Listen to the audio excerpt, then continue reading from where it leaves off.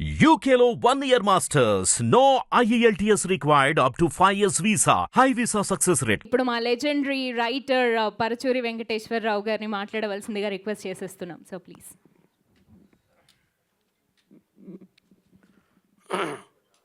అందరికీ నమస్కారం అండి.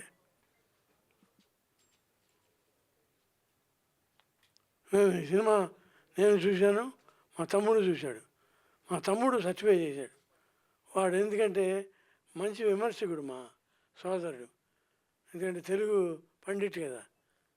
చాలా బాగుందిరా సినిమా, సుదర్శన్ చాలా బాగున్నాడు అని. అంటే ఇది యాక్చువల్గా హీరోలు కొడుకులు హీరోలు అవుతున్నారు, ఇది ఆనవాయితీ. కానీ మనవాళ్ళు హీరోలు అవటం, జూనియర్ ఎన్టీఆర్ అట్లా వీడు కూడా అంతవరకు వస్తాడు ఆశిస్తున్నా. మీరు కూడా దీవించండి వాడిని. మామూలుగా సినిమా సింగిల్ లైన్లో చెప్పమంటారు. ఇప్పుడు ఎగ్జాంపుల్ నేను ఎప్పుడు చెప్తా, ఎవరన్నా రైటర్స్ వస్తే ఖైదీ గురించి చెప్తా. ఖైదీలో లాస్ట్ చిరంజీవి గారు ఒక డైలాగ్ చెప్తారు, పగ తీర్చుకోవడానికి జన్మెత్తాను, ప్రేమించడానికి ఇంకో జన్మెత్తా, అప్పుడు కలుసుకో. అదే కదా సింగిల్ లైన్. అట్లాగే ఇంకోటి ఏంటంటే ప్రేక్షకులు ఊహించిందే జరగాలి, కానీ వాళ్ళు ఊహించినప్పుడు జరగకూడదు. అది స్క్రీన్ ప్లే అంటే. ఊహించింది జరగకపోతే ఏంట్రా ఇట్లా అక్కడ జరుగుతుందా అంటారు. అందుకని ఆ తప్పు జరగకుండా ఊహించిందే జరగాలి. ఇది ఈ సినిమాకి వస్తే సెలబ్రిటీల మీద ఎన్నెన్ని వింత వింత వ్యాఖ్యానాలు చేస్తున్నారు. న్యూస్లో రోజు చూస్తున్నాం. ఒక్కోసారి జాలి వేసే ఇన్సిడెంట్లు కూడా మనం చూస్తున్నాం. అలాంటి కథ తీసుకుని, అంటే ప్రేక్షకులకి దగ్గరగా వాళ్ళు నిత్యం చూసి సానుభూతి చూపిస్తున్న అంశాలని ఆధారంగా చేసుకుని ఈ సినిమా చేశారు. చాలా బాగా చేశారు. మా మనోడు బాగా చేశాడని చెప్పను, మీరు చెప్పాలి. ఎందుకంటే బాగా చేశాడే, మామూలుగా చేసినా నాకు బాగా చేశాడు అనుకుంటాం, కానీ నిజంగానే బాగా చేశాడు. ఆ డైరెక్టర్ని మెచ్చుకోవాలి. ఆ డైరెక్టర్ రవికిషోర్, నా శిష్యులే నీకు.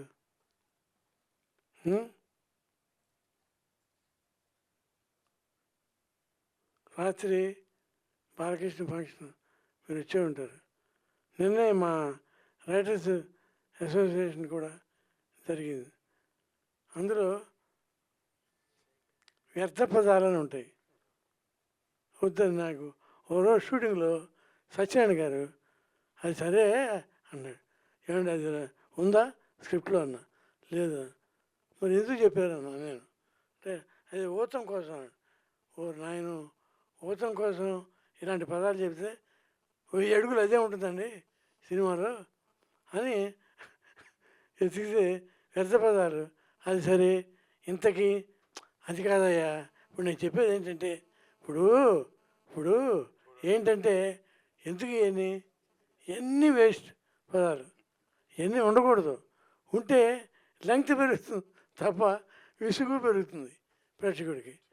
అందుకని అట్లాగే మా రఘుబాబు అద్భుతమైన వేషాలు రాసాం. అసలు ఒక సినిమాలో అయితే వర్షం నువ్వు వస్తానంటే నేను వద్దంటున్నా. అబ్బో ఎంత నవ్వించాడంటే, అంటే రఘుబాబు ఉంటేనే ఫ్రేమ్లో నవ్విస్తుంది రఘుబాబు కాదు.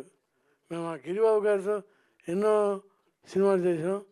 గిరిబాబు, నేను ఏజీ ఆఫీసులో పనిచేసే రోజుల్లో గిరిబాబు మన హోటల్కు, బృందావన హోటల్, అక్కడికి వచ్చి దిగేవాడు. దిగితే నేను గిరిబాబు కోసం వెళ్ళేవాడిని. అతను చాలా మర్యాద చూసేవాడు నన్ను. ఆ తర్వాత నేను రైటర్ అయ్యా. నేను రైటర్ అవ్వగానే ఫస్ట్ సినిమాలో, అంటే ఫస్ట్ సినిమా అంటే చలిసీమల్లో పెట్టలేదు, ముందడుగులో పెట్టాను. గొప్ప క్యారెక్టర్. అట్లా ఆ తర్వాత ప్రతి సినిమాలో ఆయన పెట్టాము గిరిబాబుని. అట్లా గిరిబాబు రుణం తీసుకున్నాం. మీ నాన్న చాలా వ్యక్తిత్వం ఉన్న మనిషి. మీ తాతగారి వయసు ఎంత? 106. 106కి స్వర్గలోకానికి వెళ్ళాడు. 106 అసలు 100 గొప్ప ఇది. అట్లాగే నిన్న ఒక మంచి మాట మీ వీళ్ళకి బాగుంటుంది. మామూలుగా వృద్ధి వ్యర్థ పదాలు అంటాం కదా, అట్లాగే ఇందా అనే ఒక మాట ఉంటుంది. అది యాక్చువల్గా మనకి వ్యర్థ పదాలు ఉంటుంది. కానీ వెంకటేశ్వర స్వామి నా ఆవు పాలు తాగేవాడు తెలుసుగా. పుట్టలో ఉండి పాలు తాగుతుండేవాడు. తాగుతుంటే ఒకరోజు యజమాని చూసి ఏంటిది నా పాలు తక్కువ ఇస్తాను అనుకున్నాడు. పసిగట్టాడు. వారు ఇదా మాయ అని ఆవుని తీసుకెళ్ళిపోయాడు. ఇప్పుడు ఈయనకి పాలు లేవు. వెళ్ళిపోతున్నాడు. ఇక కొండెక్కుతుంటే ఆడు చూశాడు. తప్పని తెలుసుకుని, అయ్యా స్వామి గోవు ఇందా అయింది. గోవింద అయింది. అది చూసారా, ఇంద అనే మాట అక్కడ వ్యర్థపదం కాదు, అత్యద్భుతమైన వెంకటేశ్వర స్వామికి ఇష్టమైన పదం గోవింద. అది అంటే రైటర్ తలుచుకుంటే చెప్తారు కదా, ఇది చరిత్రలో ఉంది. చూసి మంచి మాటలు. అలాగే మావాడు బుర్ర నేను కలిసి సమరసింహారెడ్డి కాదు సైరా నరసింహారెడ్డి ఖైదీ నెంబరు 150 పనిచేసాం. అంటే చిరంజీవి గారి సినిమా. చాలా మ్యాటర్ ఉన్న మనిషి, బాగా నవ్విస్తాడు బాగా. ఆ వంశమే అలాంటిది. వాళ్ళ మీ తాత నాన్నగారు అబ్బో లేడీ వేషం వేస్తే అసలు వెంటపడేవారంట జనం, మగాళ్ళు. మరి ఎంత గొప్ప నటుడు చూడండి.